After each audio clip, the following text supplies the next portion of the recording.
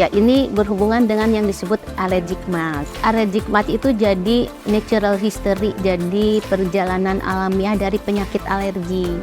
Ternyata penyakit alergi itu munculnya itu pada usia-usia tertentu.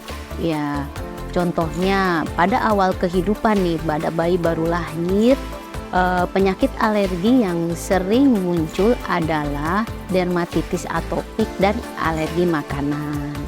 Seiring dengan bertambahnya usia, kemudian penyakit alergi yang muncul adalah asma. Di umur 2-3 tahunan, asma itu puncaknya pada usia sekolah, ya, usia SD. Makanya usia SD banyak ya yang punya sakit asma.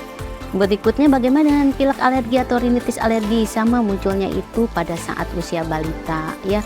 Kemudian dia meningkat pada usia dewasa dan bahkan banyak yang menetap, ya, pilek alergi atau rinitis alergi. Nah, seperti itu. Jadi tidak heran kalau misalnya dulu waktu bayi dermatitis atopik, kemudian waktu mulai besar balita dia jadi asma, misalkan asma dulu. Kemudian asma berubah jadi rinitis alergi atau pilek alergi. Memang bisa seperti itu. Nah, terus dermatitis atopiknya bagaimana? Dermatitis atopiknya itu namanya outgrow, jadi menghilang, ya. Menghilang tapi kemudian berubah menjadi jenis penyakit alergi lain.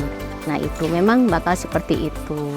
Ada juga yang menghilang, sudah menghilang dia tidak berubah jadi penyakit alergi lain, ada.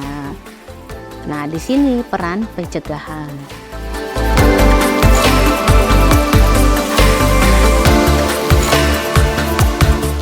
Ya, tergantung protein apa, ya. Kalau misalkan protein susu sapi diberikan pada bayi-bayi yang punya bakat alergi, bisa mencetuskan terjadinya yang disebut alergi susu sapi tadi, gitu. Atau misalkan protein udang diberikan pada anak yang punya bakat alergi, bisa gitu. Jadi bukan sesuatu yang pasti terjadi.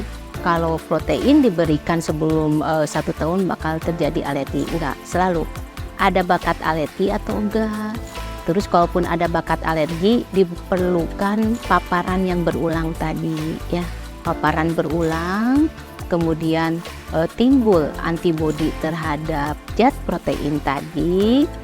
Pas kadarnya mencapai kadar tertentu pada paparan alergen yang sama, antara itu dikasih protein susu sapi atau udang, muncullah alergi.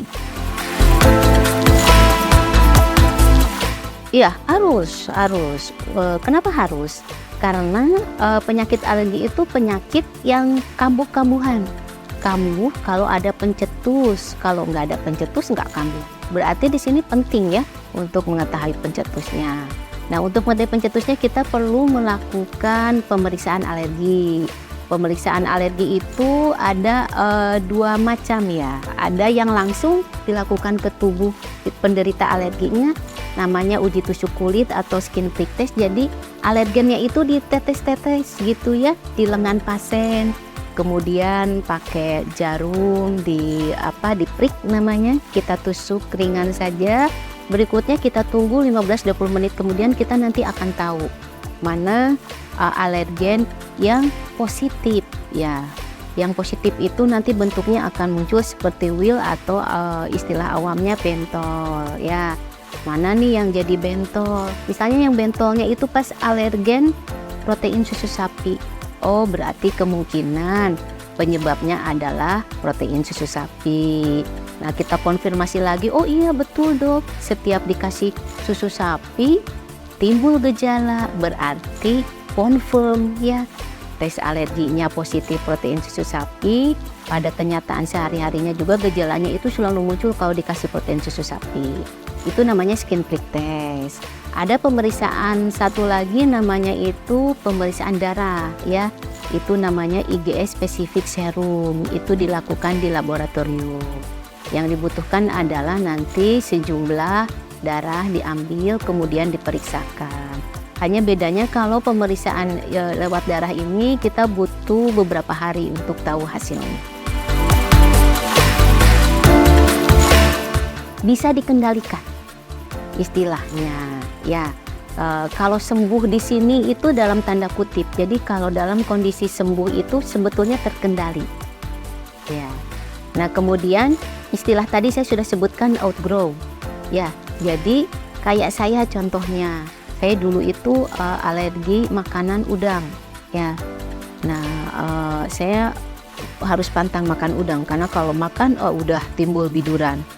Nah, tapi suatu saat waktu saya SMA, saya coba makan, ternyata nggak apa-apa, gitu. Oh, berarti itu outgrow.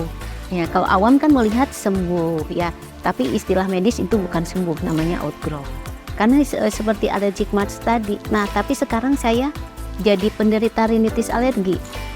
Jadi kalau lagi banyak debu udah deh meler, haci-haci, gitu. Jadi berubah, tadinya alergi udang, sekarang jadi rinitis alergi. Jadi kan bisa dikatakan nggak sembuh ya. Tapi kan kalau bilang tidak bisa disembuhkan, nggak juga. Jadi dikendalikan istilahnya.